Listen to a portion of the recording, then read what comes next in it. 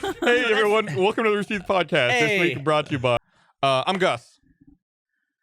I'm John. John, you're the host of a show. I'm Barbara. I'm John as well. And I'm Gus also, as well. So, No, we got all the Johns out of the way and on the spot. You can't be another one. that was, by the way, great. That was really great. Thank you. I love to see people doing stuff like that. The way we should explain. John hosts a show called On the Spot. I do. Which has gone through a metamorphosis in the last season. It's gone through a change. And it was, correct me if I'm wrong, it was Barbara. Well, allegedly. John. It was John. The entire cast showed up dressed as John. And did not tell me they were doing it, and I did not see it until 30 seconds before we went live. Even John was dressed as John that day. I was. It's a good thing you dressed up as John that day. Otherwise, Yes. the joke would have really fallen We flat. kept trying to get him to wear a Hawaiian shirt because we were all wearing Hawaiian shirts, but he wouldn't do it. Because I have this whole the hell aesthetic that I want to keep. We're only a few episodes in, and I wanted to keep it going. I understand. Which I thought made it even funny to you guys that I wasn't dressed like you. But it infuriated me to no end that it was so easy to dress up as me. You have a look. It's nice. You're like a cartoon character. I am. I'm a caricature, just Yeah. a walking caricature. Well, I mean, it's like you have a very well-defined style then. I do. You have I do. a look, and people can point to it and be like, Here's what'll "That's happen, John." and I think I've already seen this starting to happen with you, is they will send you, now, they meaning the population at large, will send you photos of any dude with a mustache and long hair. I already get that. and say, it's you. It's you. I already get that. I get constantly being told someone sees me in public or stop. yeah. Yeah, it's photo. awesome. It's the weirdest that I make the best John. It is a little bit. You have the cheekbones Yeah. And the blue to eyes. pull it off. Also, it's weird that seeing Barb in a mustache seems somehow more appropriate than seeing Chris with facial hair. Like, it seems far more unlikely that Chris Damaris would grow facial Chris hair. looks like John's Italian cousin.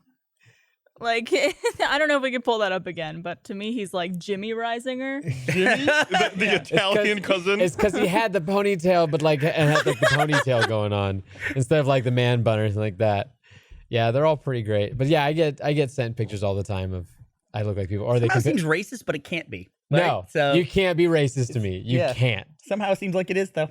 Somehow we crossed that line. Yeah. Shame on all of you. I actually wanted to do that bit like the first time I was on the Hell episode, but we didn't get our act together in time. Oh. So when I was on with Max, Chris, and Josh, I was like, I really want to do this bit where we all dress up as John. Is that something you like doing, like dressing up with people that you're working with? Because you did that thing with Steven Suftick as Yeah, well. I'm kind of realizing I like dressing up as a guy for comedic sake. Go ahead. Maybe I'm discovering something about myself. Who knows? Did something Maybe. awaken you? But it's weird though because the two guys I've dressed up as, everyone has said that I pulled it off really well. The It's subject one I thought you did really It's because well. you picked two effeminate dudes with slim bodies. Yeah, you make a good point. I don't know if I'd make a good Burnie. No, try it. Or Josh Flanagan. That'd be a tough one to pull off too. We don't have the budget for that much. So I want to hair. point something Yeah. out. So I said we have these Japanese teas. That's my tea. That's a great example. So Gus has one of them. Sorry if you're listening to the audio podcast. It's going to be a visual joke. So he has this Japanese tea that comes in our drink cooler here at work. And I like This seems like a product placement. because you walk around with them. It's like a tea. And Who like, comes in our drink cooler? That guy does. You seem healthy. And it seems healthy as long as you keep the label on. But if you take the label off, then it looks like I'm carrying around a vial of my own piss and you're very doctor. You're very unhealthy. Yeah. Yeah, I'm very unhealthy. You need to drink more water. Got what is that? Rhabdosis? What is that? You're a fucking workout fiend. What's that? Right. I work out so my pee doesn't get all cloudy. Yeah. It's a thing. There's a condition you get when you work out too much. If you do enough squats, then the pee stays clear. It's how it works. No, listen to me. There's a condition. Fuck somebody with goddamn. Well, no, what internet, happens look it is up. you sweat out too much of the clear liquid, so then there's less clear liquid to make pee. Why do you think I'm hydrating right now? Hey, this is a okay? public service announcement, not for our audience. I don't I've think you get it never from once heard that working out too much makes your pee yellow. it shuts your kidneys down. You get rhabdosis. Or dehydration. Rhabdosis. What's it called? Rhabdosis. No one in the- Rabolocious. no What one the in the fuck crew am I asking knows. the broadcast crew? When was the last So time you guys work out too much. There you go. Rhabdosis. I'm typing into Google. Did you mean rhabdosia? Did you? Maybe I did. Maybe I did. Google. This is, nope, that's a plant. If I work out Look too up much, will my CrossFit. pee Look up turn colors? CrossFit, my pee is orange. It's gonna come back. It's gonna work. I'm so happy that's in your Google searches now. Brown urine 3 days later on the fitness Reddit. Dark pee after exercise. Is it like too much protein powder or something? It's like it's a cascading effect in your body. Rhabdo, right? Rhabdo. Yeah, but it's short. Rhabdo is short for something.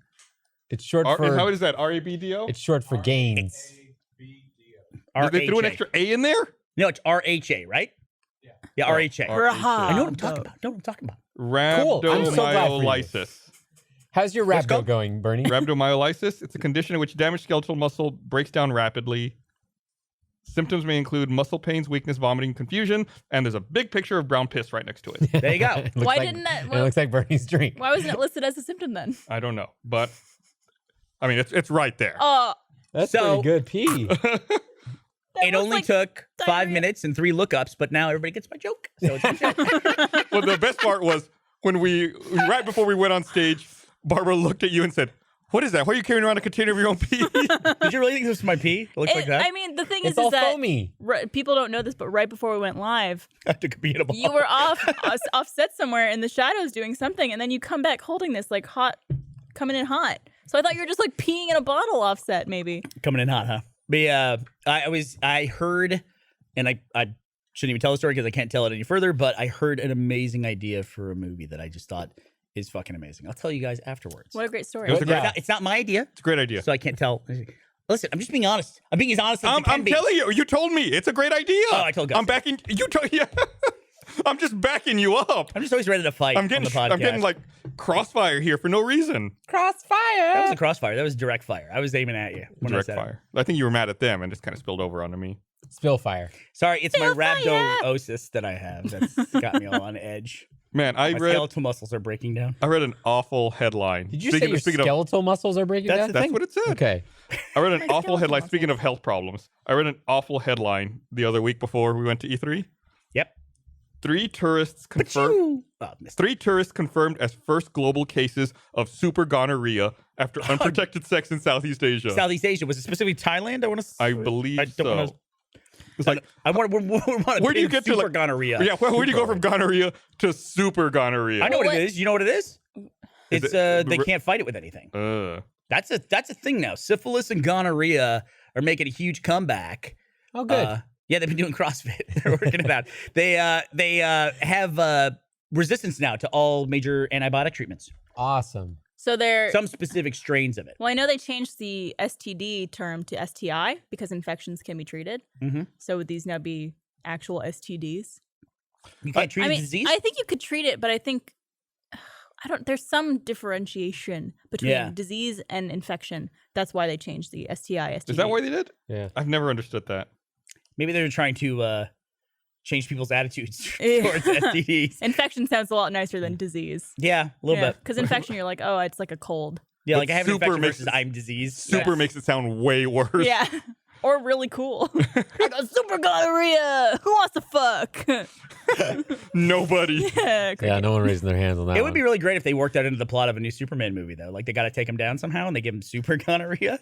That's the only thing that can knock him out of $1 million. Let's write this out. How are we giving Superman super gonorrhea? Send Lois Lane to Thailand. Or where is it? Where did she go? I think it was Thailand. Southeast Asia. She has to do a big report. She comes back. Something happens. She gets really horny down there with all the research she's doing. Wouldn't? It's fucking Thailand, dude. Yeah. What? Thailand's a wild place. Okay. Singapore is not a wild place. Does Thailand make you Singapore horny? is the place that's got a rule for everything. Everything makes me horny. What's up, Mom and Dad? I know you're watching. Great. How long have you been in your new relationship? Can I even say new? Yeah, you could say new. Actually, as of the 16th, technically the 17th, because we had our first kiss December 17th, like at midnight, past midnight. 6 months. There's way more information than anyone should know about when their relationship started and what happened. That's too much. We had our first kiss. It That's was the night too of much. the Christmas party. It was the carpeting party. Yeah. Yeah, I recognize the date as the company party. Yeah, it was. Mistakes were made. Past midnight. Mistakes were made. But yeah, I was just thinking about that because as of this weekend, it was 6 months exactly. What a great segue from super gonorrhea to Barbara's relationship. I mean, it was seamless. We did go there through Barbara's never-ending horniness. That's how we arrived at that location. Always happy to open the door to that. So, is the company party? Is that how do I say this? I don't know. What are you How do I saying? say this? I mean, it was the company party this year was, if I may say so, it was okay. I think last year's party was better. Last year was the masquerade one. I don't know who's sitting over there, so I'm like staring straight ahead while I'm talking I about think this. you're good. I don't think any of them are here. No events team over there. So do you feel bad that you met your boyfriend? You didn't meet him, but you hooked up with your boy. That's the wrong word too. Anyway, that you guys established a Connected. relationship Yeah. at a kind of an okay party. Well, Would it be better to have a better party? It was actually technically after the party that we established because a Go bunch ahead. of us went to Handlebar, which is a bar in Austin, close by to the venue we were at after the party. Because I think the party ended at like 11 or something. It was early, I remember. And we ended up talking more at Handlebar. And at that point, it was not the party anymore. Who was the like? Well, how did it start? Like who like gave the first signal that things I did. are- Besides John, It John was- gives the signal to fucking everybody. Yeah, by the it was way. 6 months and 1 day ago. Well, I was the one who initiated going over to talk to him because I noticed he was at the party alone. And I didn't know that he was single until that night. So How does that come up? Hey, I'm single, by the way. no, well, I was just like, oh, are you not here with anybody? And then I found out through actually Wes that he was now single. Okay. You And floated in the network. drunk grapevine. Barbara made no wasted time. Really? So we're Okay. talking hours later. You're. Oh, I smooching mean, at a- I don't think it was that day. I don't know, but well, you're kissing him at the end of the party. Was it at the yeah. party that you no, found no. out? Oh yeah. Yeah. It was at the party I found out. I don't know what you're talking about. Yeah. I'm talking about your very wholesome anniversary here. Yeah. Where you guys smooched after the party. Smooch. Probably broke a lot of company rules, I would think. All right, Burnie. This is admissible to HR, I think. Are there rules about that? I don't I think don't, so. I don't We think have so. rules. Yeah, Doubt it. the rule is very simple. Date whoever you want, never break up.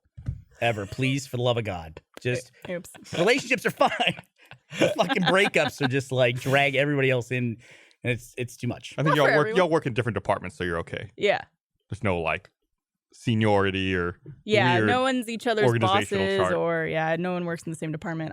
Honestly, like other than when we do on the spot together, I don't think I really interact with Trevor at work. On the spot brings people together. Oh no. It does. Yes. Yeah. It's, Yeah, kind of the way like Frankenstein brought the villagers together. kind of that same way. Hey, whatever we got to do to motivate. Whatever you gotta do. I was at the party alone. No one came up to talk to me and be like, hey, why are you alone? I spoke to you. No, I'm pretty sure you didn't at the party. I was busy. I don't even heard Trevor was single and on the market. There was a very we all were narrow making time. moves, dude.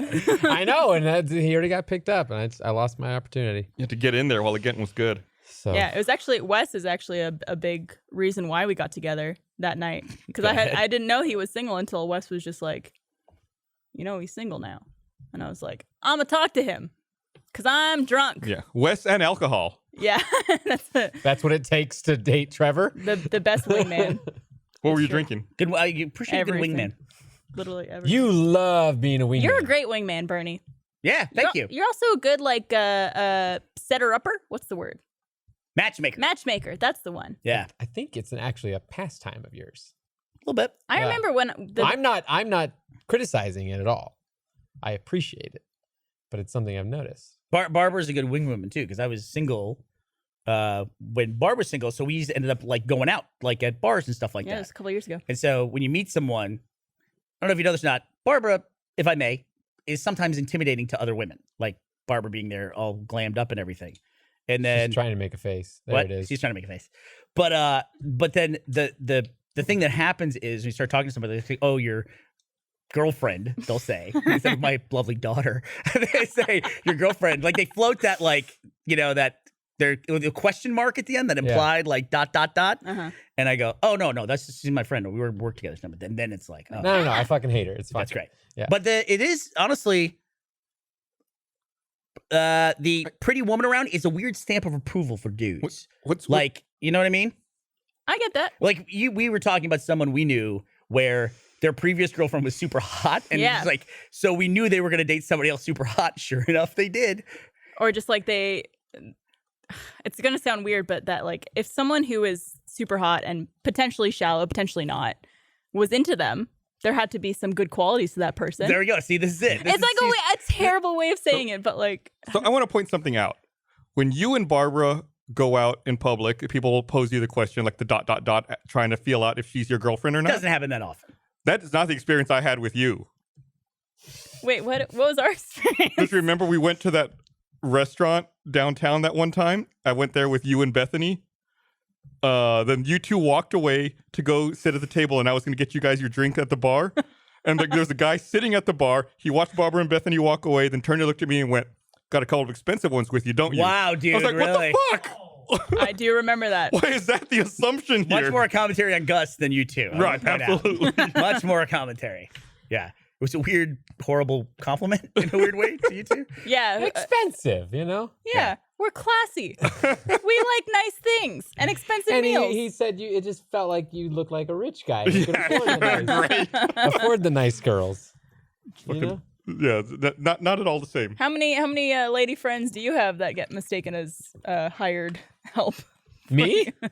I've never had. I've been fortunate enough to never have any lady friends in my company mistaken as ladies of the night. Ladies of the night. Yeah. Did you and I think, and a couple of people went out when we were both single. Yeah. Did I wing woman for you? Maybe not. I think you've tried. Yeah, You've tried.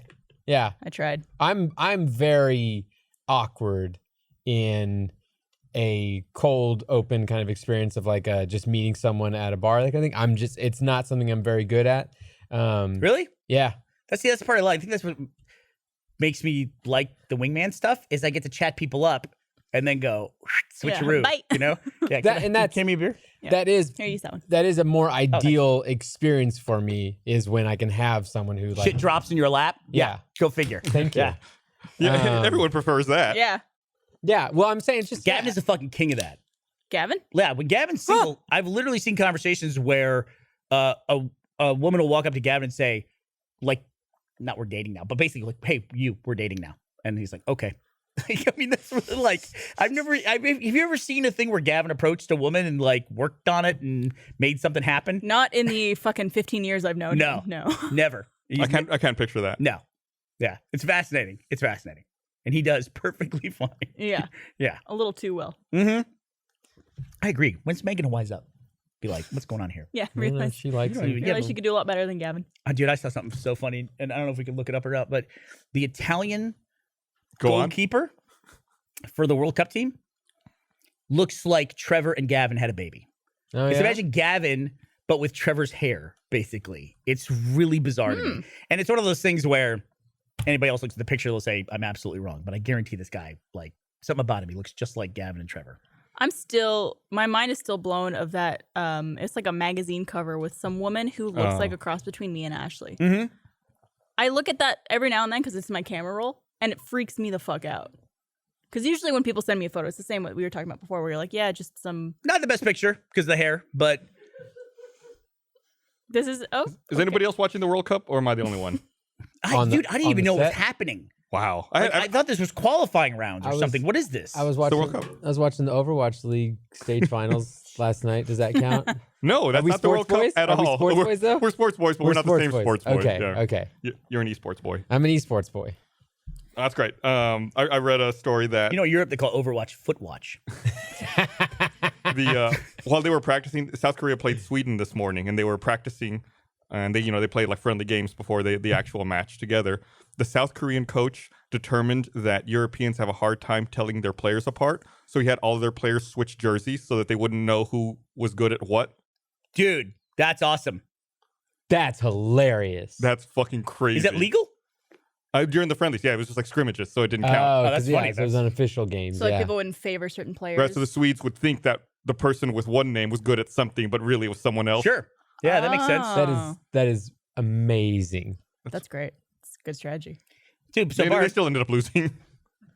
let's talk hockey for a second. You saw hockey for a second. Let's talk it for a second. I So thought you said the I saw Capitals hockey. won the Stanley Cup, right? Yes. Washington Capitals. Mm-hmm. And the crazy thing was the Las Vegas Golden Knights were in the Stanley Cup as a new team. Like this was their first season as a team. Listen, I don't follow hockey. I read this because the Caps put out a statement. Is that correct that this was the first season of the Golden Knights? I don't know. I believe so. Yes. ask yes. Ryan. Yeah, it was. I think It was? Thank you. Sports Yeah. people over there. Thank you. It's so funny. I looked to at me. this. They were all staring straight ahead in dead silence. So I was like, I got something wrong there. I know I No, did. you're good. No, You're yeah. good. Why would I know what's going on with hockey? It's just news. It's just news. I don't follow. I bet you can tell me the most popular cat gif of the day. I don't watch hockey at all, but I know that. And like one of the players had never won the cup, and he's old. That's true. Jorgensen. Yeah, no, it's a Russian name. Igor Skorsky. And he's missing teeth, and it was really funny. Igor Skorsky, that was it. Also, a girl flashed her boobs during the when they were skating around with the cup over their heads. And he had all the team following him, and the girl flashed her boobs, and they lost the rest of the team. Like, it was like ducklings.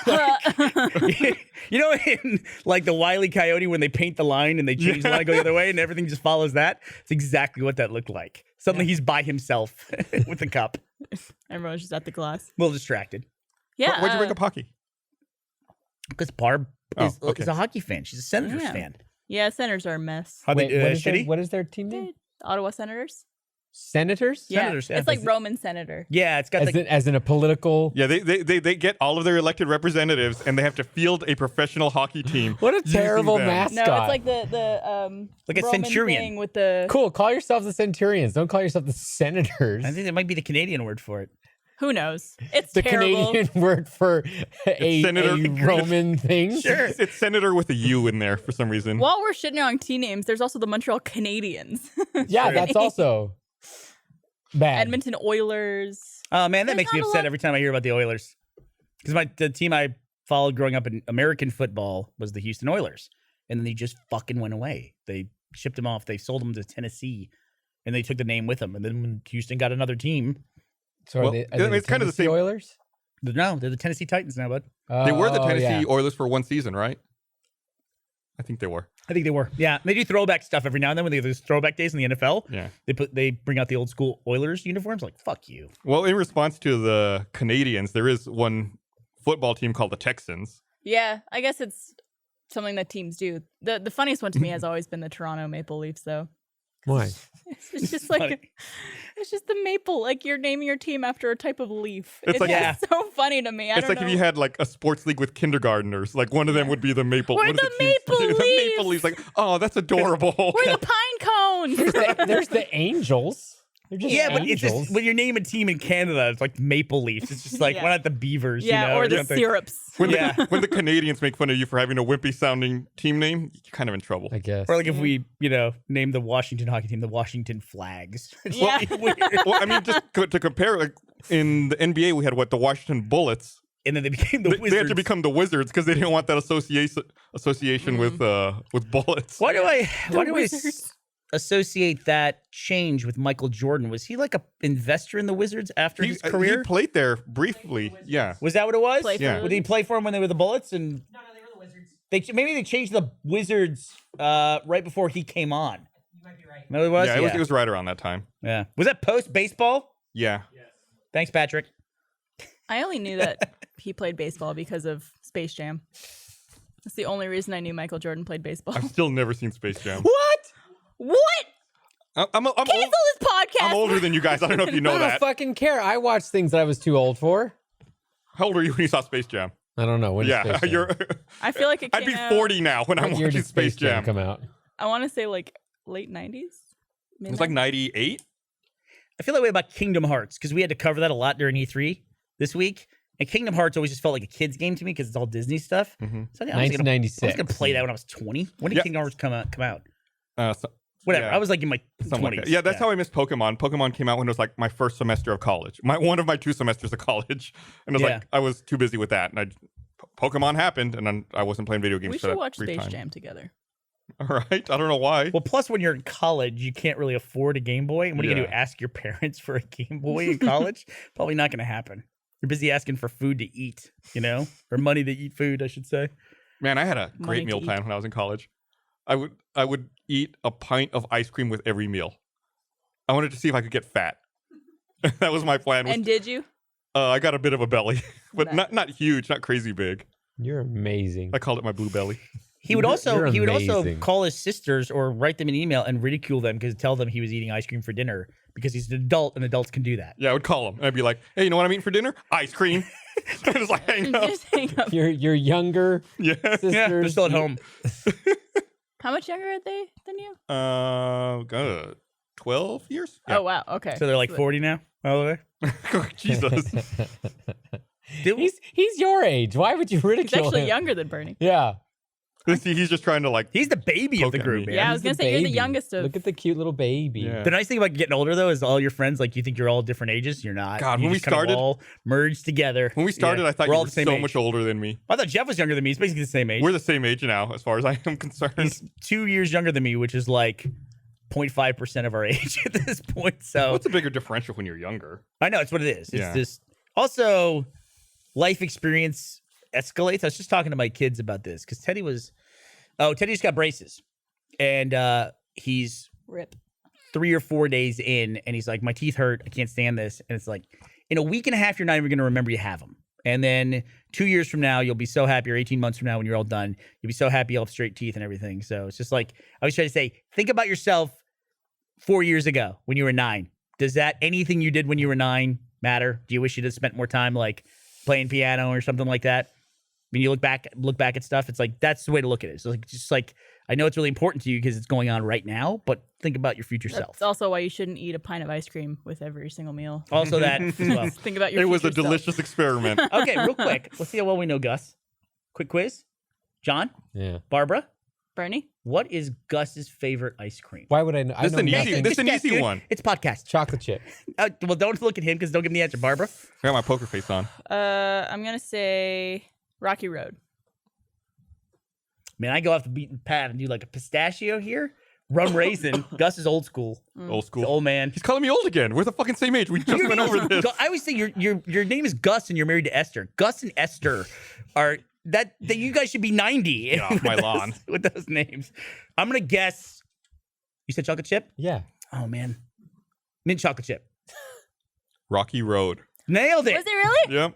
So fucking basic. Totally guessed on So that one. fucking basic. Rocky Yeah. Road. Come on. That's What somebody is who- your exotic ice cream that you love that I makes you hate not like basic? pistachio and rum raisin and all No, that. no. I want to crazy hear shit. his amazing, cool ice cream that he loves. Yeah. What's your favorite? blood? Stop. It's frozen blood. Blood ice cream. I like specifically Ben and Jerry's chocolate chip cookie dough ice cream. Ooh, that's good. That's good. My favorite ice cream is chocolate chip cookie dough. Is it really? Yes. There's Mine something in is common. mint chocolate chip. That's a good one. Favorite. It's so refreshing. Mm-hmm. I love it. That would be my second favorite. I like mint chocolate chip a lot. Also, drumsticks. I know it's not like an ice cream Oh, flavor, yeah. but drumsticks are so fucking good. Man, fit for a Cornettos. kicks. But somebody figured out. Oh, to I do get to the have chocolate cornettos. thing I'm in going the to bottom. London again. Woo! You can't get cornetto here. I don't think so. Not the and I think I've found them here, but they're not the right flavor. They have different flavors. What and are they- cornettos? Cornettos like a are drumstick. basically European drumsticks. Also, everyone from Europe and then for Australia for Magnums will tell you they're wrong or whatever. Everybody always tells us their candy is wrong here. Like Yeah, Gavin I- goes on and on about the chocolate. I will chocolate, say our chocolate is not as good here. It's garbage. It's very bad. That's true. Garbage. It is. I brought 45 pounds of chocolate back from overseas once. What is wrong with I you? remember I took that. a Did you bring an suitcase. extra suitcase? I took an empty suitcase just to fill it with chocolate and bring it back. Dude, that's trafficking. You can get like felony for that. I wasn't distributing it. I was eating it. Yeah, I'm reporting you. I'm gonna need to confiscate your chocolate. It's all gone. I ate Well, it. damn. I've had that conversation though about like growing up, especially in media. It was always the joke that specifically British cuisine is inferior to Americans and even like is tasteless and that kind of thing. But any experience, that was the joke. Mm-hmm. But any experience I've had with British cuisine or how they do stuff has been like, oh, this is upgrading stuff. Like even down to like how they make their scrambled eggs or Yeah. how they make their bread. And that English kind of thing. breakfast is that's like one of my favorite meals of all time. Yeah. Well, yeah, but what do you get? Because that covers a lot of territory. I don't want that fucking tomoto with my breakfast. I'm with you, dude. Oh, I like That I'm tomato with does you. not belong on that plate. I Take those love that beans tomato. too. Get those. Yeah, out the of there. beans, I'm on the fence Oh no, the about. beans No. are Everything. great. Beans and toast is the best thing in the get in world. everything. Beans and Put 'em toast separate is in the- so Put 'em in good. a cup. I mean, I got to spend Christmas with Riot's family this year, so I got to have an English Christmas in the countryside. And her dad one morning made me a full English, and it might be one of the most memorable experiences of my entire life. So good. Knock it out. What was in it? It had Bacon? beans and it, yeah, it did. Did you get blood pudding? No, he had. Well, it Blood. wasn't blood pudding. It was black pudding. And It's the old blood. You said blood ice cream was your favorite. I love it. Can't get enough of that blood pudding. but yeah, had their bacon. like What do you they call it? Like scab. Rasher's bacon, and eggs, and tomatoes and mushrooms, and it was and a cup of tea. Mushrooms Chicken are the eggs? best. Yes. Okay, just making sure. It's a different country. No You snake caught eggs. me. Could be You caught me off dragons. guard. I didn't know how to answer that because no one ever says the term chicken eggs when you're ordering food or anything. So I had to think, yes, it was chicken eggs. I'm gonna say Do we that eat way. other eggs? Do you Quail. eat ostrich? Quail, I guess. Yeah. Yeah, Ostrich- quail. You don't eat ostrich eggs, do you? You can. I feel like I've seen people eat them, but I feel like it's just Let's part get an of the ostrich stunt. egg and make a huge omelet on the podcast. Ooh, yeah. Ooh, Eric, make it happen. Got it. yeah. Podcast 500. Eric- Instacart that shit. Get it here now. No, I want to see a video of Eric trying to take an egg away from an ostrich. Let's That's do what I it. want to see. Yes. Good Lord. Let's definitely do I that. want to remind everyone this episode of the Receipt Podcast is brought to you by. What's that? I mean, I could have sworn I saw a guy who was driving I saw a guy. while on meth the other day. How do you tell someone's on meth? That's a very while specific they're call out. driving? He was like, I don't know. He was just the way he was driving. He was on Lamar and he was going to turn onto Koenig. So he was in the left turn lane, but then all of a sudden decided he didn't want to be in that lane. So he shot out across all the lanes of traffic to the far right lane, but he went too far. So he overcorrected and then like swerved back into the left lane and then realized he wanted to be back in the other one, then like swerved erratically back into the right lane. So like, all right, I need to pass this guy. This guy's obviously fucked. It's 8 a.m, by the way. I passed He this could've guy just been, like, and I still look at him drunk and from he's the night like before. picking at his face. Oh, Oh, man. wow. And I'm like, that guy's on something. Yeah, Like, yeah. I need to put a lot of distance between us. But luckily, he turned off to like some side street. It's like, maybe that guy probably hasn't slept in a Maybe. couple of days. Or Maybe, he's yeah. just like still drunk or something from the night before. That's another dangerous thing that a lot of people don't realize is that drunk drivers, after a night of like Saturday or Friday, there's still drunk drivers in the morning because people are like still drunk into the morning. No, that makes sense. Yeah. Yeah. I mean, we have our bars here close at 2. Some Obviously, you can 3. still drink at home if you want to. Mhm. But yeah, I mean, I'm sorry to admit that I've sometimes gotten so drunk that I wake up and I'm still drunk.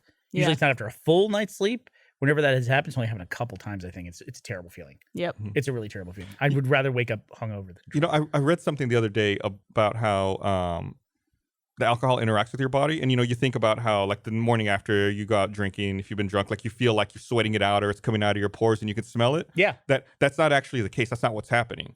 What's happening is the alcohol, you know, it's entered your bloodstream, which is why you have your blood alcohol content.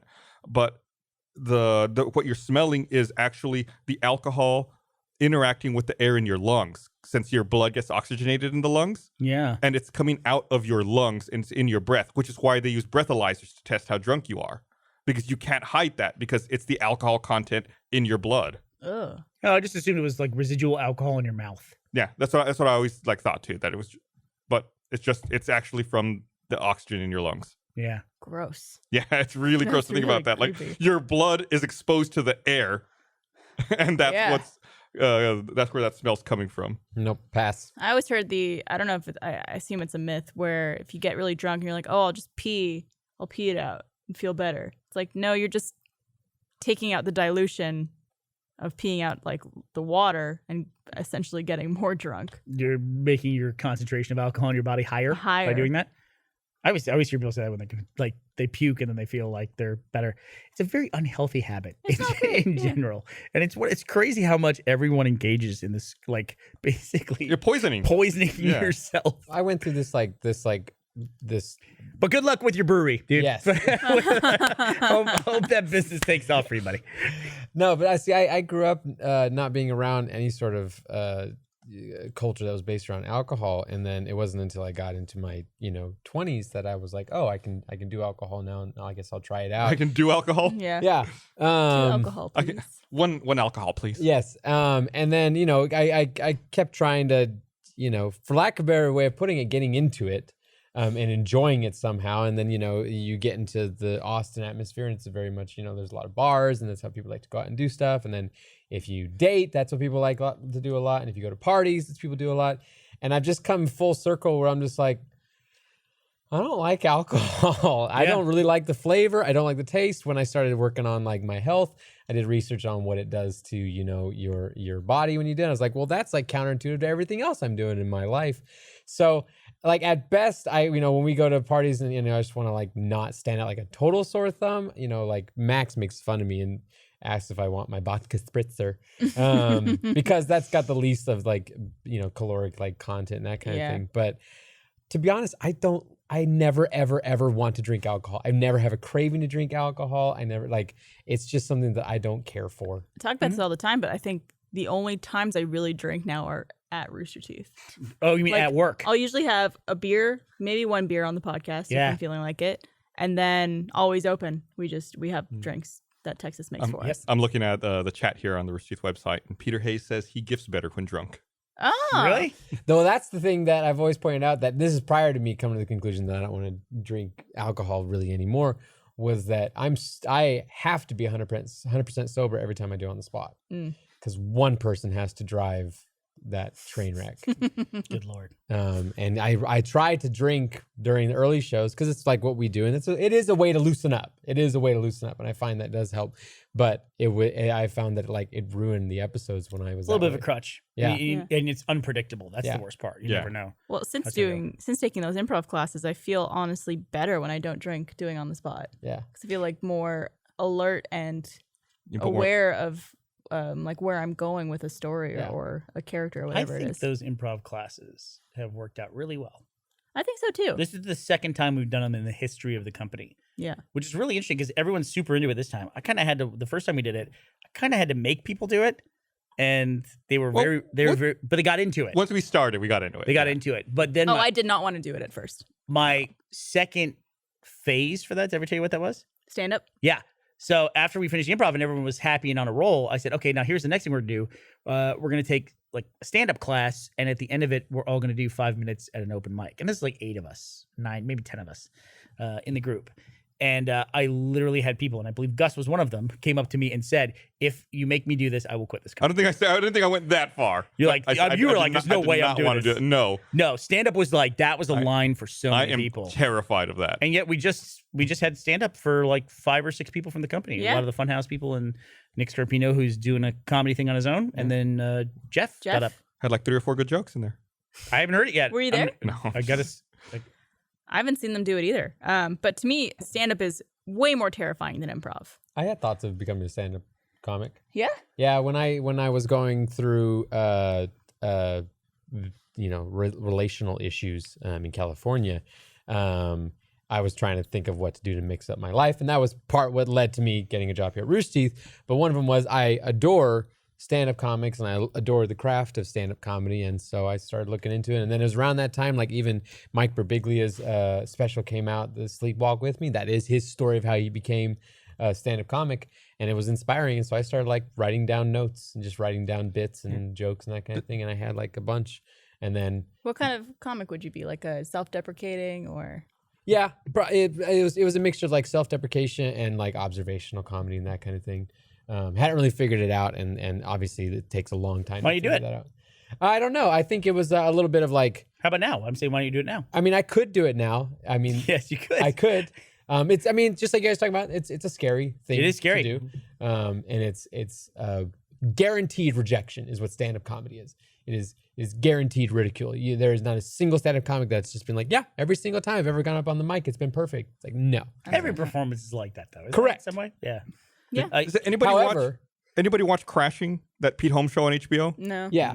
It's really interesting. It's like semi-autobiographical about the way he got started into stand-up, and it's really interesting watching you talk about like not every performance is good, and it's his starting and his learning process and seeing like, oh yeah, there's a lot of bad comedy. I mean, that's like a thing that a lot of stand-up comics love to share with each other when they're around each other, is share like their worst bombing stories, because they all have them. Like everybody, like Patton Oswalt and Birbiglia and all these guys and Bo Burnham. See, to me, that's what's terrifying about it, is because you have a prepared set and jokes. So bombing, it's like it's just like it's a prepared set of things that you think are funny and you think will be received as humorous. Yeah.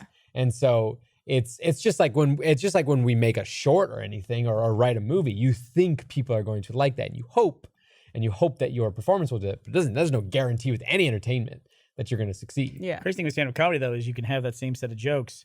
It kills one night. You go to a different crowd, depending on what the other comics were that night. Yeah. You know, you can just like run into a crowd that just hates your stuff. Or just a big crowd that just doesn't feel like laughing. Yeah. I don't know why this made me think about it, but I saw a presentation that Penn Jillette, maybe it's the performance aspect. I saw a presentation that Penn Jillette gave a couple of years ago, and it was him and Randy Pitchford, which was a weird pairing. But they talked about Super weird. doing Yeah, from Gearbox. Well, yeah, they talked about doing close-up magic, like street magic style stuff, where you go up to someone and you go through and do a trick and you impress them, hopefully. But what Penn Jillette said was, oftentimes when like a street magician comes up to you and says like pick a card, any card, or like starts a bit with you, they don't know what bit they're going to do. That's why at the top they don't say I'm going to guess your card or I'm going to do this. It's like depending on what you pick and depending on how it goes, it's like a multiple choice branching thing. Oh, whoa. And it's like this whole thing's a process, and ultimately you end up somewhere on one of them. But when you start, the magician has no idea what trick they're about to do. And it's really interesting to me that's a lot more adaptive than like coming up with a set. It's a lot more like, okay, we're gonna go on this experience together, and then ultimately we'll end up somewhere that hopefully you enjoy. Well, there's some comics that are that way, and there's some people that do like, I would say if you watched Kevin Smith when he used to do his little tours. Yep. And he would go, and his tours were not predetermined things. He would go up on the stage and ask people just to ask questions. And sometimes he would answer the question. Sometimes he answered the question with like a 5-minute story. One of his specials, he got one question and made an hour-long special out of it, and then didn't answer any more questions, and that was it. Yeah. And it's amazing to watch. And whatever you want to say about his films or whatever he's done in the past or anything like that, if you're a critic of him, you watch his one-man shows, and it's amazing to watch someone be able to just carry a show like that. He's a very natural orator. Yeah. He's amazing. It was like his whole second grade. You said little tour, and I was thinking, those things were big. I mean, no, they were giant. 1,000-seat theaters, 1,500 people would show up to watch him. Yeah. A night with Kevin Smith, if I recall correctly. All it was. And he didn't have stand-up bits. He would just do it. I've always thought that you would make a really good stand-up comic because you're a really good storyteller. Done it twice. And the first time I kind of like threw myself into it was Kind of Funny Live 2. Mm-hmm. They had me be the host. Right. And they said, just come out and introduce stuff and everything. And I said, well, how about if I do like traditional hosting? I'll do like a 7-minute monologue at the top. And Greg goes, would you do that? That'd be great. It's like, I'd never done anything like that before. You did that thing in Vegas? So I came out and did 7 minutes. And killed it, yeah. That was fun. Yeah, that was it was nice to be able to have my first experience doing stand-up comedy be for essentially a home crowd. Mm-hmm. Like I knew that audience and I made jokes just for them, Poked a little fun at IGN, which they took in good spirit, you know what I mean? And what was the thing in Vegas you're talking about? Yeah. Well, when we did the game, what was it, GameStop, the managers thing? Well, that's like a lot of my hosting stuff is like speeches that are funny, you know what I mean? Or, But you were asking if like jokes were going to land or not. Like you were asking me and Ashley, like, do you think this will work? That kind of thing. So you were crafting jokes into there. Tailored it because that was 5 hours, like in between stuff and everything. Yeah, that was back and forth. So, yeah. That was it was fun though. That was a very fun trip. You guys had a ton of work to do on that one as well. Yeah, we worked the entire event and did little interstitials. Maybe the best hotel room I've ever stayed in. Which hotel was it? Which hotel were you guys in? No, it's because it's those two hotels that are like share a center part, and I can't remember which one I was in. The Venetian and the Palazzo? Yeah. Were you guys in the in the Venetian or were you guys in the right? Palazzo? We were in the Palazzo. So I was in the Venetian. It's the same hotel. It is. It's totally different. No, I walked into their room because we recorded a Game of Thrones thing, and I was like, different this titles. is basically my room with just different colors. It was like when you're at the character selection screen, it was like Smash, and you're just like, I want red Kirby. That's what it was. We were in Vegas for, it was like Dice Awards, I think. That was the first time I was ever in Vegas, and I guess Rooster Teeth put us up in a hotel, and they put me in the Mandarin Oriental. I think that was the nicest hotel room I've ever been in. When I walked into the room, music started playing, and the curtains opened by themselves. What? Yeah, that was me at the Palazzo. When I opened up, everything opened up, and started. it welcomed me. It was amazing because this was also, I think, 2 or 3 years into working at Rooster Teeth, so I didn't get to travel a lot yet. And so experiencing that, I was like, oh my God, I want to travel all the time now. That hotel also has that butler's closet. Oh, yeah. Where you could open like a little cubby from inside your room. You could hang clothes you wanted cleaned and then close that door. And then they could open that door from outside without coming into your room. It's great. Well, Barbara, I mean, I think you deserve it. I don't know if you've heard, but you're an expensive one. So you deserve to be treated I had my own butler's closet. So one of the things that Ellie and I wanted to do for the vlog was when we traveled somewhere, there was a period of time was in the Australian trip. We ended up going to go scuba diving because that's Ellie's certified in scuba diving. But when we stayed in a hotel, I always wanted to do this thing where I was going to have Ellie go find a local laundromat and wash her clothes. and say how much it costs to do it. And then I was going to take all of my clothes and turn them into the hotel laundry on the little checklist you get and say wash them and see how much would it cost to wash your clothes through the hotel laundry service. Expensive as fuck. I imagine a load would be like over $100. Yeah, no, a shirt's like $15 for a shirt to be laundered, or is it like 25? It's ridiculous. It is the most overpriced thing in the world. You're almost better off just buying a new shirt. Yeah. You are. Yeah. Next time you're in a hotel, go in the closet and see if they have a laundry list and look at the prices of what they'll charge you to do It's it. insane. And you got to wait a day to get it back too. It's also, I think they give you like a bag that's about this big. And Yeah. it's like, what am I supposed to put in here? My underwear. That's it. Please watch my panties for me. $20. Traveling tip. If you're a gentleman, you're going on a trip and you have a formal event, one of the things could be like your button downs can be a pain in the ass when you get them there. You got to iron them at the hotel iron in your room, which, by the way, I don't know what the fuck people are doing with their irons in their hotel rooms. Cooking meth. Are they in battles with them? What are they doing? Every time I get to an iron in a hotel, it's like someone has used it as like a boat anchor for 2 years and then they put it back at the top of the closet. But if you ever get your shirts dry cleaned, or if you're going to be packing going to a formal event, go get your shirt dry cleaned and tell them you want it boxed, not hung up. And they will actually, it's a way that dry cleaners will deliver stuff you folded and in a box so that you can just pack it and it comes out and boop, you're good Ready to to go. You don't need to like Well, pro iron tip. the seams out or Thank you. anything? Learned that from my old boss who was a traveling salesman for a long I'm period going of his to be life. traveling with a suit to Kind of Funny prom, so I need to. Oh, are you going? Yeah, When is that? Me too. It's coming up. Couple June weekends. 30th? yeah. June I would 30th. go, but it's right after VidCon, dude. And I just did E3. Yeah. This is the last E3 I'm doing. I'm putting my foot down right now. You guys listening? Ready? I think the person you tell is Ashley in about 8 months. I've already told her. This is why I'm trying to bring it up now, because it's like it's not as hurtful when I say it when it happens. I don't know. You'd rather her hear it on the podcast of you saying you're never doing E3 again. Well, so I think she'll Fair hear it enough. and she'll say, he'll come around. It's next rough, year. but it's challenging. It's like it's a really challenging three week of to get through. 3 of you guys were there, like co-hosting this whole Yeah, week but- or that whole week. But I like it. I do too.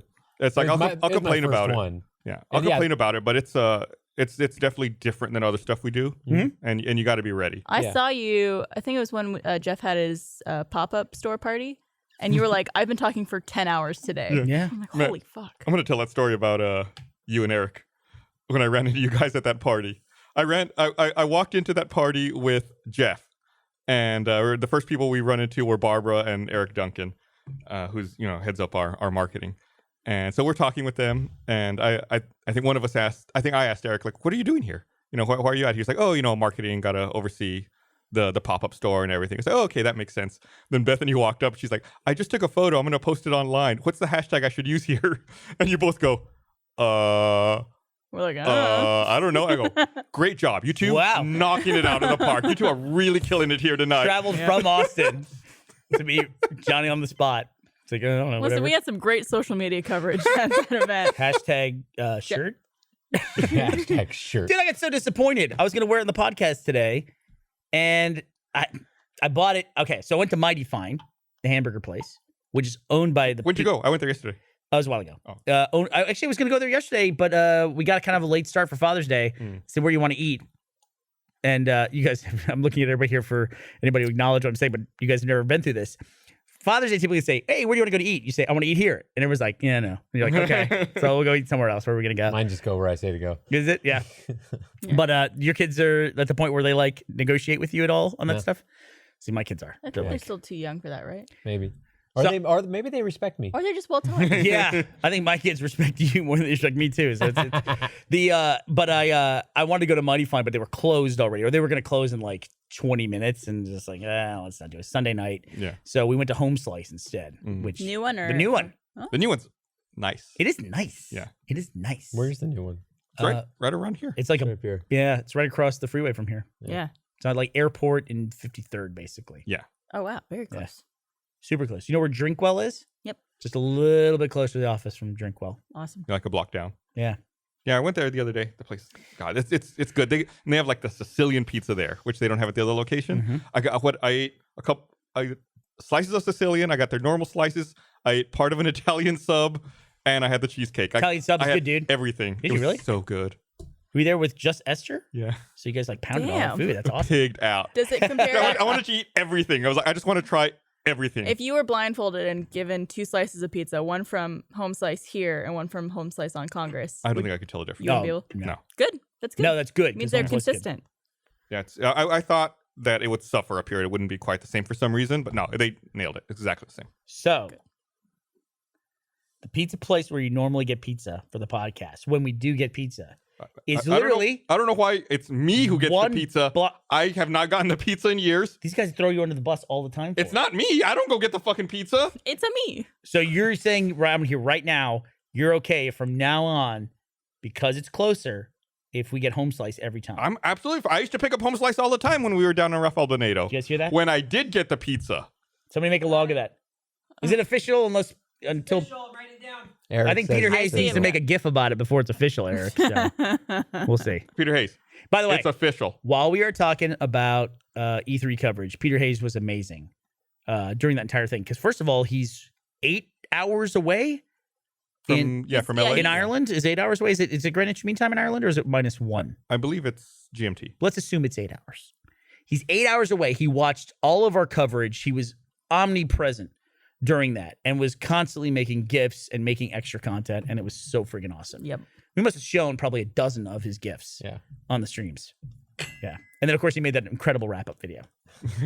Your shark singing.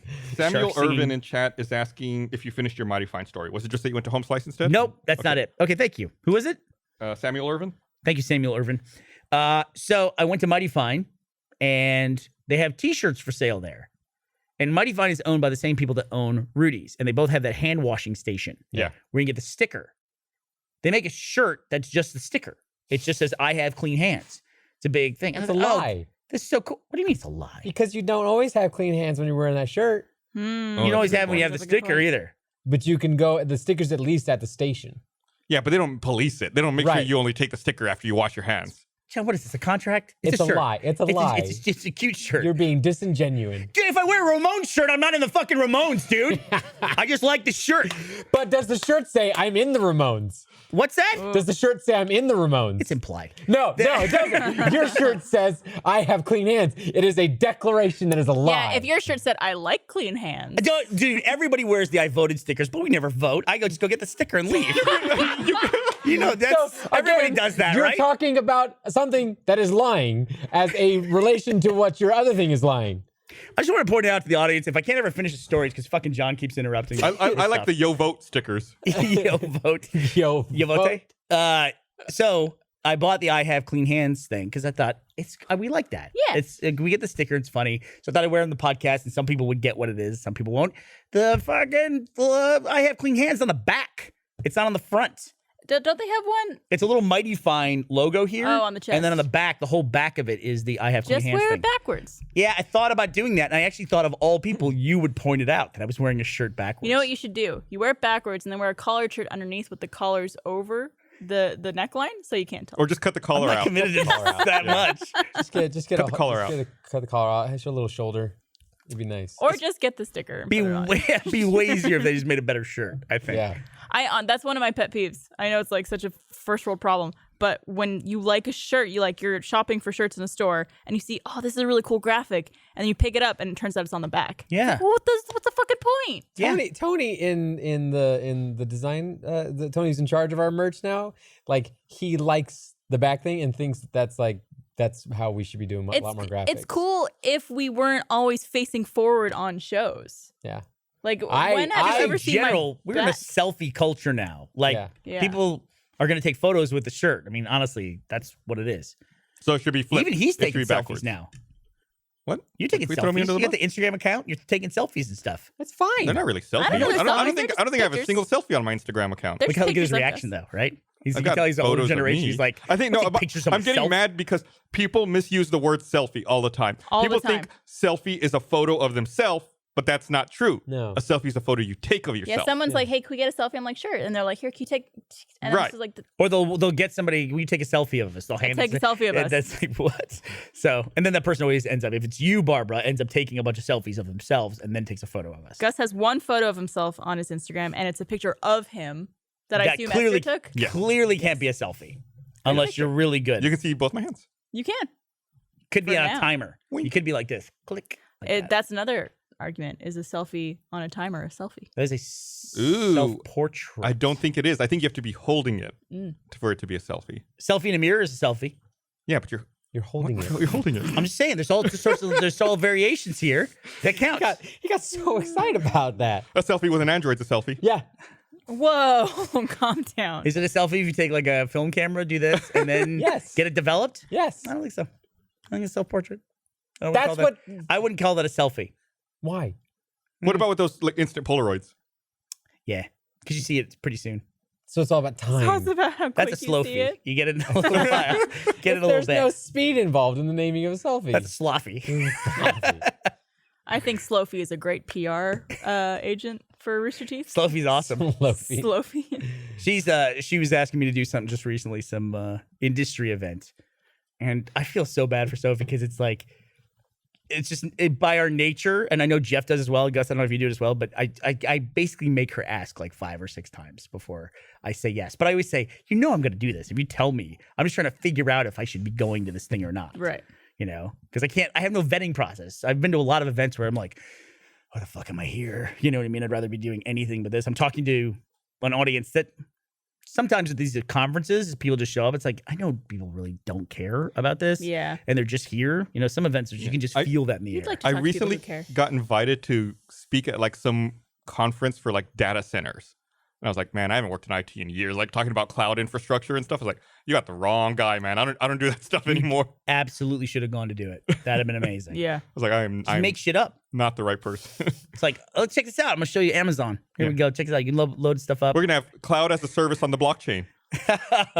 Like just try to string them together as many buzzwords as possible. There was something that somebody said was the ultimate 2018 event, and it was somebody, I think it was Dennis Rodman on TV God. talking about Kim Jong-un and saying cryptocurrency. and using wearing a MAGA hat and pushing his cryptocurrency. It was like a marijuana cryptocurrency, like Potcoin or something. Wasn't it a marijuana no shit, really? cryptocurrency? I have a friend who actually has like the first one like that. She made the first cryptocurrency for the cannabis industry in California. Did a whole vlog with her. Yeah. Yeah, I didn't Jessica. realize she had a currency too. Yeah, she's a cryptocurrency. She had that Potcoin. business. What? Potcoin was the one Dennis Rodman Hers had is on. Paragon. So, fuck Dennis Rodman. Fancier Brought name. to you by Potcoin. No, He not really. was ahead of the North Korea curve. Man. He was hanging out in North Korea before. It was cool. curve you want to be ahead Nope, I don't think so. Is that a curve? I just read that Kim Jong-un has a higher approval rating in the U.S. than Nancy Pelosi does. That's rough. What has happened? What is that? What has happened? What has happened? I don't know. What is going on? How is that even possible? What's the you're in a Korean household now. What's the atmosphere there? Can you talk about it? I'd rather not. Oh, really? Okay, sure. That's okay. That's I fair. can give you my opinion. I don't want to give other people's opinions. That's okay. about stuff. I totally get it. Wow, I it's even, probably like, should have asked that. bled into your world. I'd rather not. Gotcha. I'll stop. I can give you my opinion, but I'd rather not give You other don't talk people's to us about the opinion. DMV. Oh no, I wasn't asking Yeah, for yeah. other people's opinion. I'm just amazed that would bleed into even just I will help get you out of this and get myself out of this for asking that question by saying that one of our friends just recently had a 30th birthday, Yes. Gavin Free, Oh. and so nothing happened. 30 is a big milestone, so I was like, geez, nobody's doing anything. So I thought Well, it's also Gavin. it is true. Doesn't give a fuck. Well, I guess so, but it's a 30th birthday. It's a big milestone. He's Yeah, old as yeah. shit now. And so I thought, okay, I'm going to gather a small group of people, go out for a really nice dinner, and I'll host the thing. So I put together this list of people that I want to go. And it was tough because the room only fits like 15 people. And also the place is fucking expensive. And I just don't want to go crazy. So I made this list of everyone Gavin's known for the longest period of time. It's like how I tried to go through and do it. And we finally came up with the list, sending out invitations, asked people to RSVP. Look at that. The Yep. only person who hasn't RSVP'd to the party is guess who? Gavin. Yeah. you man. Gavin. Even I RSVP'd. Even you did. Did you see my note? You did. Gus's note was, yeah, I guess. That was Well, it. did you send the invitation to Gavin or to Meg? I sent it to Gavin. That's why. I'm not upset by this at all. I think it's funny. I'm thinking about turning him away at the door. You know what's really funny? If he doesn't show up, if he forgets about it, and it's just us there celebrating his birthday. To be fair, Gavin has been very grateful. He's like, thank you for doing this. I can't believe that you're going to do this for me. Oh, that's very So, nice. yeah. So it's great. It's more effort than he would put in himself. Gavin? Yeah. Yeah. Especially, like, can you imagine him do that for me? That would be like, no. Yeah, he wouldn't even do it for himself, for God's sake. Right. Yeah. Here, I'm going to read this. I want to remind everyone this episode of the Receipt Podcast is also brought to you by. Do you ever have a sense of pride where like someone tweets No, to you, he never does that. where someone tweets to you being like, "Hey, like I heard you read this ad for so and so on this podcast, and like I went out and tried them, and they like tagged the brand, and you want to be like, hey, we got one, we got some." look, it was me. Normally the brands are pretty on top of that. They're Yeah. always replying. But it's pretty cool to be like, hey, I did something good for you. Yeah. Yay. Greg Miller was calling me out on Twitter the other day. He was claiming that I got all my MeUndies for free. I was like, what? I sent him an invoice for something that I bought. I was like, look, I still pay for them. I saw I still buy them. You have a bag of MeUndies right now. Do I? Yeah. Oh, okay. I gotta pick them up. Yeah. How much underwear do you have? I have too much. I need a pair down. Just one? Yes. I got you. So do you have like 20 pair? Probably. No shit. That's not a lot. That's not a lot. Listen, But I do laundry every week, right? So it's like I don't do laundry every week. I do. never want to have more than 2 weeks of clothing. Never, ever, ever. But you do. I do because I have like suits and stuff that I have to wear. I can't wear that every other Friday. Wear a suit. I guess I could, but then like socks, underwear, t-shirts, jeans. I just have enough to like. I got my ball hole replaced. Babs, No you'll be ball happy hole. to know. Oh, I just worry about traveling. I'm ball hole free. I got all new jeans. When we go on extended trips That's for 'cause work, I that's just worry Gavin's about like cousin. not having enough stuff. I get That's that. it. Yeah. I don't want to have to do the fucking $15 shirt hotel laundry. Dude, I'm done. I'm done staying at Airbnbs. I'm done. Why? Done with it. What's wrong with Airbnbs? I posted a picture of mine. It's just like they're all. So there's two kinds of Airbnbs. There's somebody's house, and then you go to somebody's house, and real people live there, and so it's a house. Oh, I know what you're talking about now. But now there's so many of these that they're all like these new real estate developers or this whatever this new classification is, where they buy these places on spec, usually condos, and then put the bare amount of furniture possible in them, maxing out how many people they could sleep in those places. Yeah, they say like, oh, this sleeps 8. It's like there's 2 bedrooms. It's like, well, yeah, there's bathtubs Got though. the couch. Just orgy it up. Yeah, Or you could sleep in this orgy queen it bed. up. Yeah. So this is the picture of the Airbnb you stayed I at. said that Airbnb is the perfect service if you've ever dreamed of living in an IKEA showroom that's half empty. Yeah. Well, that was like we all. I mean, look at that. That could be, you put a yellow line on the floor, that's an IKEA. Yeah, but like essentially, It's nice. What do you really need staying in Airbnb? You got a whole kitchen, you got furniture. I'm saying a hotel's better. I agree. I don't mind Airbnbs, but I was one of the last people to show up for E3 because I couldn't get there until Sunday night.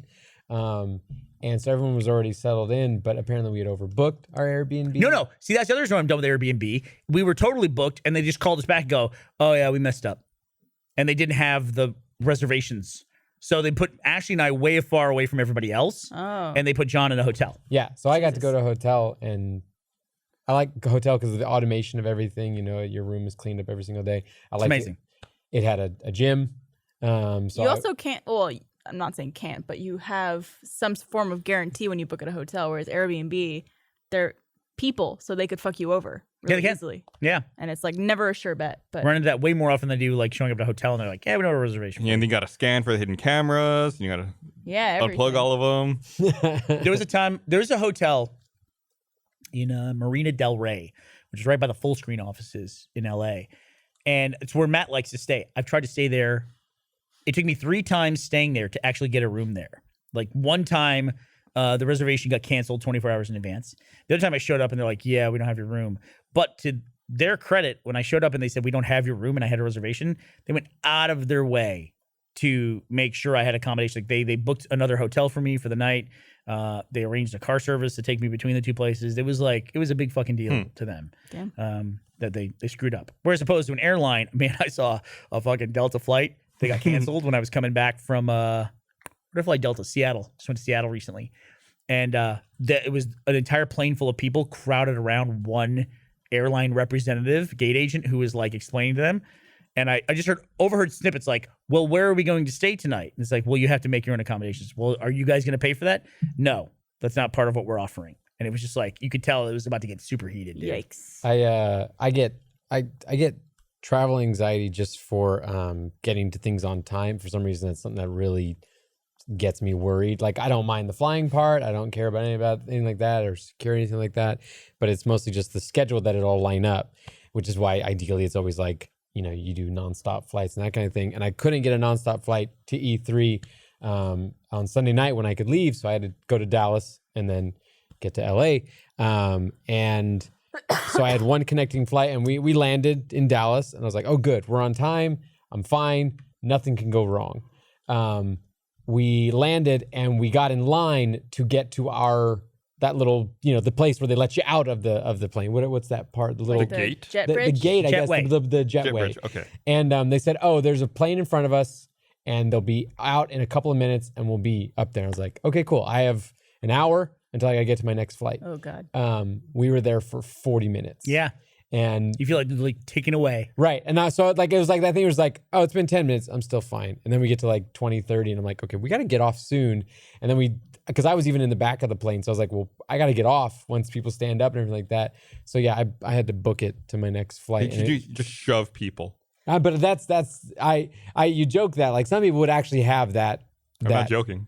Oh, Just shove them. Just run through. Sit down. Yeah, Just run if through you say yelling, loud excuse the enough- cart. Yeah. That's what you do. that takes too much. That's too much. Or So just say loud enough. Connecting. I have a connecting flight. Yeah. Excuse me. Sorry. Like, John Reisinger coming through. John Reisinger, yeah, yell that out. See how that works out. No, I get what you mean though. So, like, kind of a hidden part of the Amazing Race when I was on it was you jockey for position on the fucking plane, like trying to change your seats. Like when you book your tickets, if someone else ends up on your same flight, you want to get like 2 or 3 rows ahead of them. so you get So off they get, faster. yeah, I mean, 2 or 3 rows is like minutes, Yeah, you know? It matters. Yeah. And then the other thing too is that right as we're about to land, I would always try to grab the flight attendants to be like, hey, can we just move up? And you gotta, the way the structure of the show works, you have to do everything for yourself and for your camera and audio guy. So it'd be like 4 people. So we need to get any favor you're asking for involves 4 people, not 2 people. So it's like I'd ask, can we move up to like right by the door, like business? I see 4 seats right there. Can we move up there? And then of course the other teams see you doing stuff, and they're like, Yeah. they're like meerkatting up over their seat. But it's a big deal, dude. That seat position was always a big deal. And then we get to customs and get locked up anyway. So Trevor had an issue on a flight he was on. They were flying back, believe it was through Dallas, but their plane kept getting delayed to the point where they were not even taking off by the time the other flight was connecting. Oh, right. So most of the people on that trip got rebooked on a later flight. But then they landed, and it was the same thing where there was another plane at their gate, so they couldn't dock, whatever it's called. And they were sitting on the tarmac, I think, for 45, 50 minutes. And while that was happening, the other plane that they were booked on also took off. And so, oh man, really? 'cause he was on the plane, so he was like, couldn't figure it out. So I was on hold with American Airlines trying to reach them, on hold for probably about an hour. Yikes. Because I just wanted to get him home that night. He had been away Everybody's having for a bad day. Was a there a lot of week. bad weather, or what's going on? I think there was bad weather, a bunch of delays. So while I was on hold, I went onto Twitter and I DM'd American Airlines, and I was like, hey, this is the situation. Here's his confirmation number. Here's his American number. This is the flight he's on. This is where it was delayed. This is the flight I'm hoping he could get on, because it was like an hour later. Gave them all the information in a DM. Within like 2 minutes, they're like, all right, he's all set. Meanwhile, I'm tip. still on Oh fucking yeah, hold. I always DM now. But it's good, like, when you have a plan already, that they could just be like, okay, here you go. Yeah. If it all works out. And if there's also, seats, if you're one course. of those social media airline employees, how much do you like the friendly request over DMs versus everything else you must deal with? Yeah. Of like, hey, jackasses, why am I sitting here and doing this? It's like that's got to be 90% of their workload is just people who have exploded online. Well, that's who was I was when that day that IHOP did the IHOP thing. I don't want to talk about that. I right. have the We restaurant. talked about it last week. Okay. No, I'm saying that day that happened, a ton of other chains made funny tweets about it like that. Like Pancake King. Right. And I think that's actually who I was trying to look up was that Andy. I was driving with Andy and he told me about someone's funny tweet. And so I tried to go find it and I couldn't find the tweet immediately. So I was like, maybe it was under tweets and replies, which is that other column in your app. And I was just scrolling through their tweets and replies for like Burger King. Yeah. Or it might have been Wendy's. And it was just them responding to complaints. Oh, yeah. Like a ton, just every hour. Like I scrolled and it was like 1 hour ago, and I kept scrolling. It was like 2 hours Yeah. ago, and that's just all their Twitter feed is. the It's same people with airlines, complaining too. about fucking hamburgers at a goddamn Wendy's. People, a lot of people get online to just be mad. They like to be mad online, and they don't realize a person. It's Wendy's, right? Yeah. It's not somebody's job to respond to that stuff. Also, I think everyone should have to work in fast food at some point in their life because you get yelled at all the time. Yeah. Like people just in any customer service.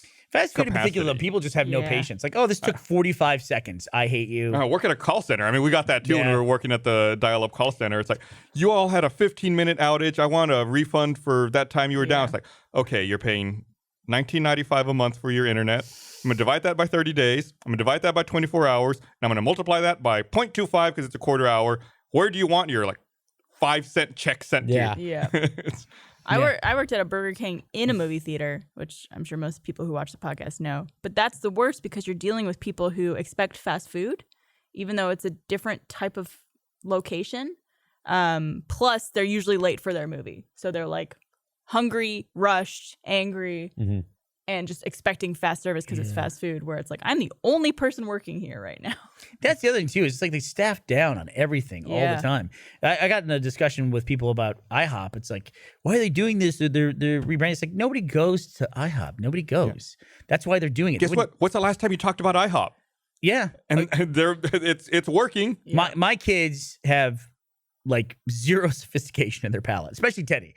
So, but I have discovered it is one of the places that everyone in my family will eat is IHOP. So I eat at IHOP on a regular basis, and often weekday nights we go to eat at IHOP sometimes, and it is just empty. There's more employees than there are customers, and then I go on Sunday morning with them, and it's a 3-hour wait. So I can understand why they kind of moved away from the breakfast identity. By the way, burgers have always been on the menu. Oh, yeah. Always. They're just raising awareness of that. Yeah. Mm-hmm. They're not getting rid of pancakes, right? No. I also don't think that they're going to keep it as IHOB. Also, I think it's just No, it's just a stunt. It's a Yeah. stunt. they got to stop putting cream cheese and stuff. They're putting cream cheese. If they could have cream cheese stuffed coffee, they would probably make that if they could figure At out a way to IHOP, do that. They have a lot of cream cheese stuff. Oh my! Everything's stuffed. They got French toast stuffed with cream cheese. It's like every Sounds time. amazing. It is. It is. It is. They need to stop it though. So you don't have to eat it. You don't have to Yes, you order do. that. You do. Please. What am I doing over here? What did you say the day when we were out eating? You were like, if you put food in front of me, I will eat it Until it's gone. Until Well, it's it's gone. like I on eat set. food until it's gone. That's the problem on set is the food never goes away. It's replenished. I hate that. Especially hate when it there's too. a lot of downtime between shots and you're just wandering over by the snack oh, table. I'll go eat snacks. Well, that was like a. It's like opening the fridge and closing the fridge every 5 minutes. Except you don't close it without getting it. You're constantly getting something. Yep. I knew at E3 there'd be interesting food situations as far as not a lot of healthy opportunities for food, and I'm trying to reach a goal for Fit for RTX, and so I didn't want E3 just be an example or an excuse to ruin that. So when last time I was in LA, James had shown me another food supplement kind of thing that's like a meal replacement drink, and so I got some of that and I bagged a bunch of it up to take with me to LA, and so I had all these Ziploc bags of this powder. And They weren't in containers. no, because I figured just a giant container would be you have to put things in smaller bags. I was thinking airports. What color was the powder? It's like a tan. Does it look kind of white? Yeah, well, I lined my bag with probably 8 of these things. Yeah, bud. And here's actually where it went weird, and I'm sure it has to do with a bit of this good old-fashioned white privilege, was that I went through the TSA pre-check, and that probably helped as well. But I put my bag through, and I got through before my bag, and I looked back, and I was wondering if I was going to get through without it being checked. And it goes through, and you can see the X-ray guy just looking at the screen, just trying to figure it out. And he looks over at me, waiting for me. He's like, "What is that?" And I said, "It's meal replacement stuff, so I don't get fat when I travel." He said, "Okay." And he just let it go through and took it, which was great because I wasn't held up. But then in hindsight, I'm like, that should be a time you should check when a dude is taking a bunch of powder through Yeah. TSA. It'd be a really bad way of smuggling drugs, but still. They don't expect it. Yeah. It's that might be the best way. But by the way, it's always been that way. You can't, the seriousness of TSA and you can't joke around and stuff. The guy Gus and I used to work for back at the call center, he was a lifetime rodeo guy. And he started off in his career, in his younger days, doing that thing where they let a bull loose.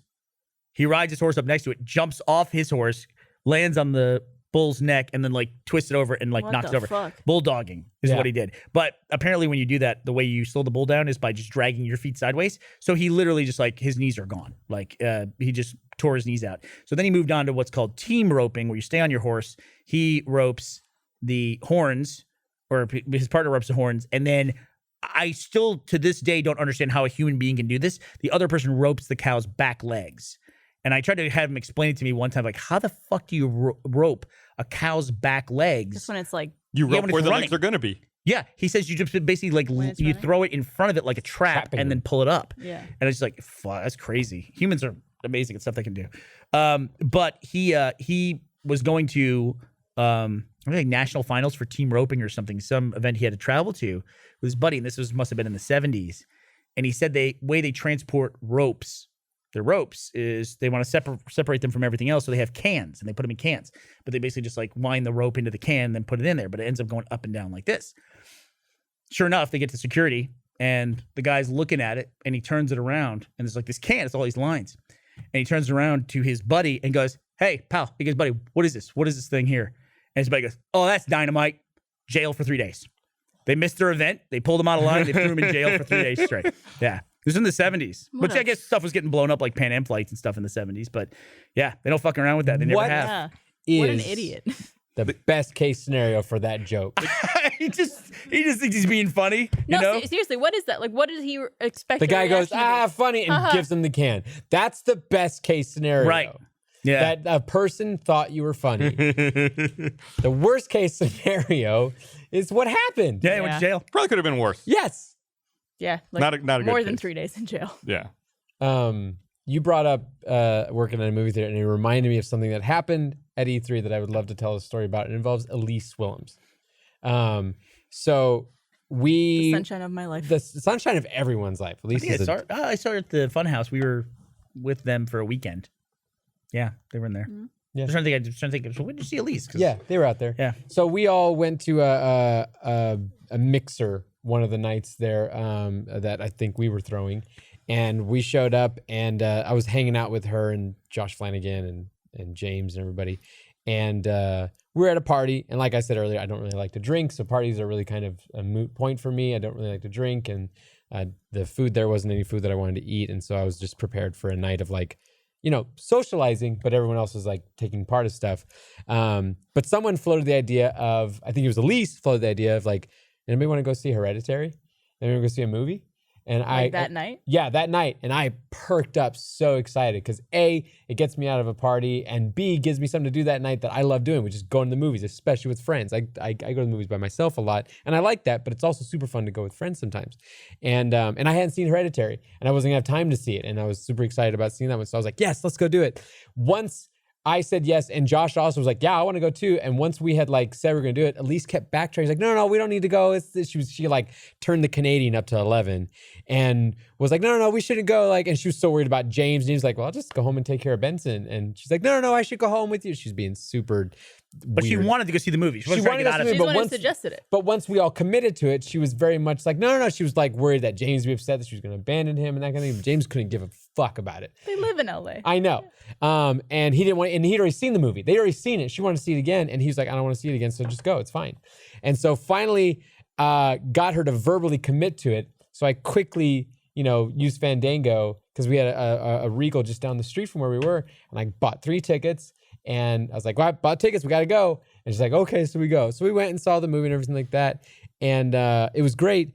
And before we went and saw the movie, we went into it. She was like, hey, can I just Venmo you money for the ticket? I was like, no, it's fine. I love going to the movies. I want to buy you guys tickets. It's not a big deal.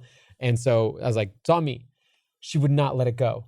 She kept asking like, oh no, I need to pay. I was like, no, stop. Well, I could put myself right now in Elise's mind where she's the one who suggested the movie.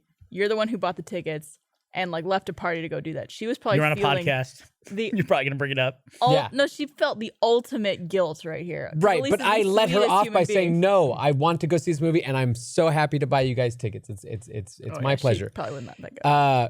E3 ends, we get back, and I get a text from Elise saying, "Hey, what's your Venmo? I want to be able to send you." And I said, "You're not paying me for this." John, take the fucking money.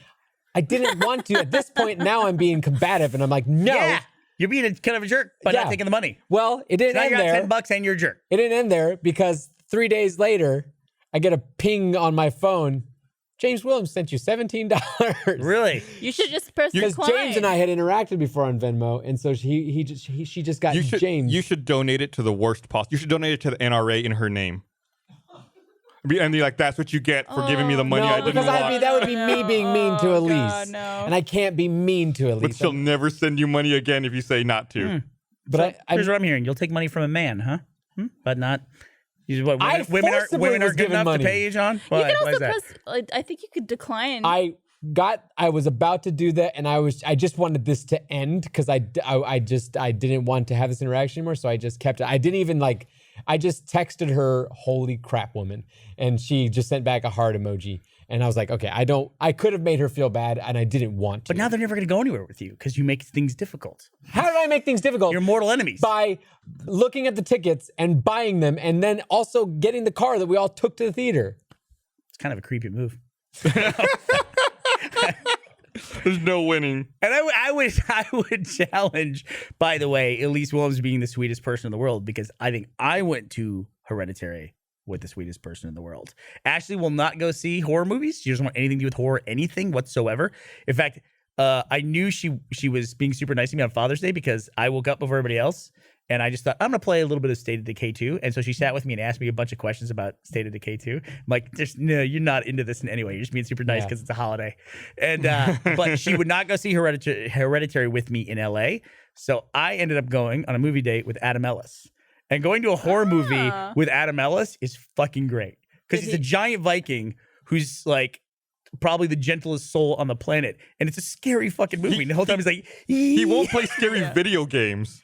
It was great. It was great. This is what was extra unnerving about my experience with Hereditary. It's a great movie, and it's very scary. It's extra scary when the person sitting next to you has seen the movie, so knows what's coming, and still, at certain points in the movie, is looking down and not wanting to see what's happening. I'm like, what are you doing? You know what's going to happen. Is it that bad? You don't want to see it Who's again? this? Who did that? That was Elise. Yeah. Really? She kept Oh, looking you're calling down. her out. Yeah. Damn, Elise. She's probably Call counting her the out. money she's supposed to give to you. That's what she's doing. over and over again. I love that. She had her head lowered in guilt and shame. That's what was lowered in. I won't see Hereditary. I'll see scary movies. Like I saw Quiet Place. Yeah. I saw It. That's thriller. That's not Quiet horror. Place, great horror movie. I was starting to think I was disconnected from modern horror because I didn't think Hereditary was as good as everyone is making it out to be. Yeah. And I know I'm in the minority on this, and I keep saying this every time I talk about this movie, but I didn't understand the fascination with Get Out. From a social perspective, totally get it. But as a horror movie, I felt it was. I thought it was so Oh, unique. I loved it. Would you call it a horror movie? Yeah. Was scary and everything? Yeah. There was tension and like emotional Thriller? It was thriller. Thriller. I put those as thriller more. Okay. Although it did get very horror-esque at the end because it gets very Intense, physical yeah. and intense and that kind of thing. But what I was saying was with horror movies, I could do jump scares. I could do kind of like that kind of scariness. But Hereditary, the second I saw the trailer, I was like, I can't do this. No. Because it makes you feel uneasy. That's so good. And that's where I draw the line, I think, It's with so horror. good. I just when it makes me feel just sick and Yeah. just leaving a party with a friend and then having them buy your movie ticket. just so uneasy. Ugh, it's so tough. how has this turned around? Oddly enough, it was weird, like in the second act of Hereditary, when all the characters start offering to Venmo each other. That was Yeah. weird as a solution to all their I problems. heard about that. But then one character wouldn't fucking take it, so everything went to shit. All that person's fault. It was Elise's personal horror film. I get what you're saying, Barb. It reminded me a lot of the horror movies I grew up with. Like 70s horror was like mortifying. It was horrifying. Yeah. Like it was so like a mental mind fuck. Like The Shining is a good example of that. It's just it's not so much about a dude killing people with an axe No. as this horrible, like creepy mental adventure. You know what I mean? I would even there's parts of 2001 I feel like a horror movie. Oh, definitely. Stuff is early sci-fi too was like really just like Disturbing is the word. disturbing. Yeah, that's the Disturbing. word. Hereditary is very disturbing. Yeah. Yeah, You guys afraid of clicks now? Or no? No. If you Afraid. heard that in your apartment by yourself, Yeah. how quickly If would I the poo heard come out? anything in my apartment by myself, You're like, nope. yeah, I'd be shitting my pants very quickly. Yeah. Didn't 2001 just have an anniversary? Aren't they doing like a re-release? Aren't we at like 2018, so it's 17 years. I don't think that's sorry. I think we're at like the 50 year anniversary. I think, Stop it. of the release of 2001. 50? God. Dude, we're in the path at this point of heading up towards 50 years of Star Wars, dude. Yeah, 2001 came out in We just '68. It's passed been 50 40 years. for Star Wars. You okay there, Bernie? Dude, 50, that's too much. No, you were just like, I'm what is tense. this? I'm What tense. is this? I'm just tense. I can pop my knuckles by pulling my fingers out like this. yeah, I can do Oh, that too. just did it. Just did it. Yeah, they're doing. Okay, who is this? Sad Panda Bird says they're doing a 70 millimeter re-release in theaters. Of 2001? Yeah, I'll I go watched see the that. fuck out of that. Was it like a remastered one or what? I don't know. IMAX? That's all I know. 70 millimeter must be. Must be. Yeah. I don't think it has to be. Yeah. Could be. Jesus But yeah, Christ, I mean, what is some of this that conversation? was really creepy. Like when they're having the conversation in the other room, so Hal can't hear them. Yeah. You just see like it's just silent. Yeah. Just like back and forth and back and forth and just like understanding what's going on. I mean, I definitely think the horror aspects of it at the time that it came out, like a computer that could kill people, there's definitely horror elements to it, you know? Kubrick knew how to do suspense. Yeah, he knew how to do it. Shining scarred me because I saw it way too young, and that is a scary ass movie. Although it worked out your favor when you went and saw a recent movie because it used part of the Shining set in it. Yes, And that was fucking amazing. But if you didn't know the Shining, I wonder if that portion of the movie would have been lost on people. Probably. I mean, I had never think- seen The Shining. Oh, and you saw And the I movie? saw that movie. And was it lost on you? that stuff? I only knew because I was with Trevor and he was mentioning that it was from The Shining. And Yeah. I was like, oh, okay, I get that. But that's a movie that Well, he was also freaking out because he was I guess, a big fan of The Shining, and so instantly recognized the stuff. that's pretty- reference the movie is what that was. Yeah. That's reference the movie. Yeah. But there were elements in it like, hey, I'm going to go to this room, and everybody's laughing in our audience because they know don't go to that room. But that wouldn't be a big deal to anybody else, Yeah. you know? Yeah. Also, those little girls, dude, that still freaks me out to this day. Hell yeah. Just like I saw somebody friends in college who dressed up like those little girls, and I would just be like, "That's not good. Get Don't away do from that." me. Well, that was like the time we were downtown, and there was a zombie walk, but there was no like pre-indication that there was going to be a zombie walk. So I look out the fucking window, and there's a bunch of zombies walking down the road in the middle of Austin. And we were on like right on Congress Road, like right. I feel like you should have town. speakers announcing that just to be safe. Yeah, it's like that's exactly what that would look Or like. heralds You that know? These are Yeah. not real zombies. Go about your day as planned. Yeah, man. The world has not gone to shit yet. Just have brains out on a platter and be like, look, they're not attacking them. Not They're all not zombies using the eat brains. That's a thing that was started with. That's not a real thing. I like how Hey, upset he hey, is. guess what? Zombies aren't a real thing. by your practice. You don't know that, John. You know Look that, at John. that. You don't know that. You don't know that. All right. Should we mention how Dark we all web. got announced for RTX London RTX London. Yes. today? When is that? September 15th and 16th? Yes. Yes. And, oh, there it is. Ta-da! September, 15th and 16th. All four of us are going. Yeah. Tickets at rtxlondon.com. Ashley's also going to be there. Actually, yeah. Yeah, she'll be there. And more people. And But of More course, people will bring themselves. we have RTX Austin does the coming up as official well, guest. August 3rd to 5th. hell yeah. Are we- The home event, as it were. going to announce more people going to RTX London, or is this it? I don't know. I don't know. Okay. Okay. It's possible. I'm enough. But yeah, first My name is Austin, John. then London. Come to both. Make sure you Why not? Venmo John the price of your ticket, your badge to RTX London. I also want to say really quickly, one of the things I got to do when I was up in LA, I didn't get to go to the mixer that you guys were talking about because at the last minute, one of our distinguished alumni from Rooster Teeth, Mr. Nathan Zellner, found out that I was in LA and they were having the premiere for their new movie Damsel. And it was it's a great movie. It's a Western. It stars Robert Pattinson, and it is a surprisingly, I don't know if it was intentional, a surprisingly very modern story but it's in their quirky, funny, weird way that the Zellners always make everything. But it's really great. So They if you get a showed it chance, if Damsel ends up in your town, make sure you take a chance to go see it in the theaters because it's really fun. Yes. All right. Well, thanks for watching, everybody. We'll see you guys next week. Bye. Bye.